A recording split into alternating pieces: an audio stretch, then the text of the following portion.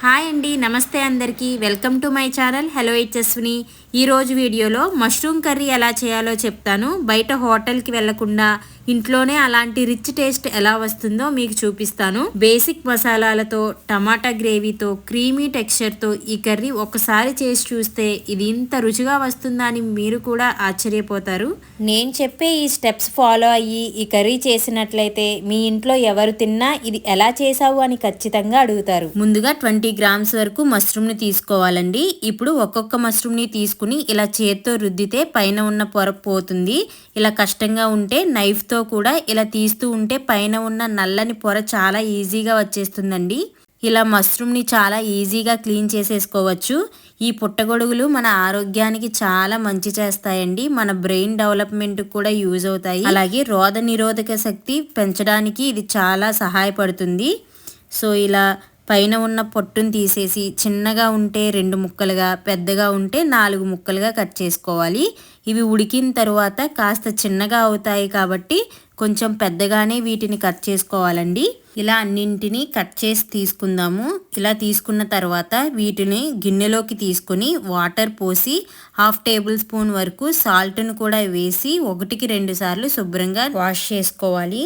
ఇప్పుడు వీటిలో వాటర్ని తీసి వేరొక వాటర్ పోసి దీనిలో సాల్ట్ వేసి పక్కకి పెట్టుకుందాము. ఎందుకంటే కర్రీ లేట్ అయితే ఈ ముక్కలు నల్లగా అయిపోకుండా ఉంటాయండి. ఇప్పుడు గ్రేవీ పేస్ట్ కోసం మిక్సీ జార్లోకి ఒక మీడియం సైజు టమోటా ముక్కల్ని, అలాగే 1 ఇంచ్ అల్లం ముక్కలు, 5 నుండి 10 వెల్లుల్లి, 10 నుండి 15 జీడిపప్పులను, కొన్ని ఎండి కొబ్బరి లేదా పచ్చి కొబ్బరి ముక్కలు వేసుకుని ఫైన్ పేస్ట్ లాగా గ్రైండ్ చేసుకుని పక్కన పెట్టుకోవాలండి. ఇప్పుడు స్టవ్ ఆన్ చేసి ప్యాన్ పెట్టి 1 టేబుల్ స్పూన్ వరకు ఆయిల్ వేసుకుని హీట్ అయ్యాక మనం కట్ చేసుకున్న మష్రూమ్ ముక్కలను, అలాగే చిటికెడు సాల్ట్ వేసుకుని 1 నిమిషం పాటు ఫ్రై చేసుకోవాలి. వీటిలో వాటర్ బయటికి వస్తుంది అనే టైంలో వాటర్తో సహా తీసి ప్లేట్లో పక్కకి పెట్టుకోవాలి.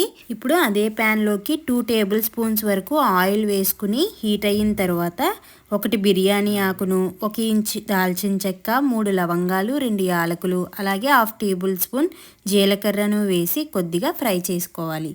ఇవి ఇలా ఫ్రై అయిన తర్వాత ఇందులోకి 1 సన్నగా తరిగిన ఉల్లిపాయ ముక్కలను వేసుకుని బాగా ఫ్రై చేసుకోవాలి.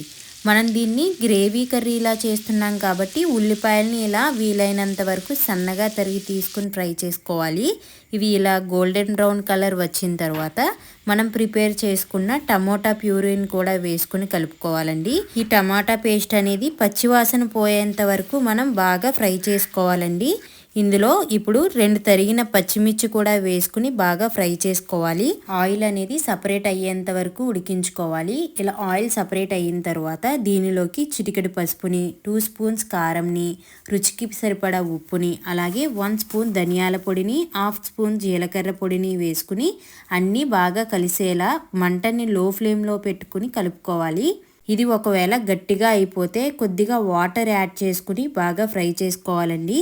ఇప్పుడు దీనిలోకి మనం ఫ్రై చేసి పెట్టుకున్న మష్రూమ్ ముక్కలను కూడా వేసుకుని గ్రేవీ ముక్కలకు పట్టే విధంగా తిప్పుకుని మీడియం ఫ్లేమ్లో మూత పెట్టి 2 నిమిషాల వరకు ఉడికించుకోవాలి. చూడండి, మష్రూమ్లో ఉన్న వాటర్ కూడా పైకి తేలి గ్రేవీ అనేది పైకి వచ్చింది.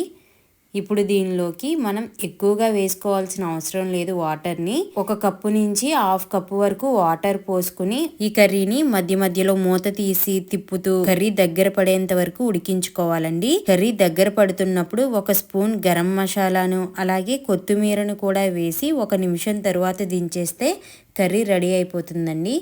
ఈ కర్రీ చాలా టేస్టీగా ఉంటుంది. మీరు కూడా ఇలా నేను చెప్పిన ప్రాసెస్లోనే స్టెప్ బై స్టెప్ ఫాలో అయ్యి చేస్తే సేమ్ రెస్టారెంట్ స్టైల్లానే ఉంటుంది ఈ కర్రీ.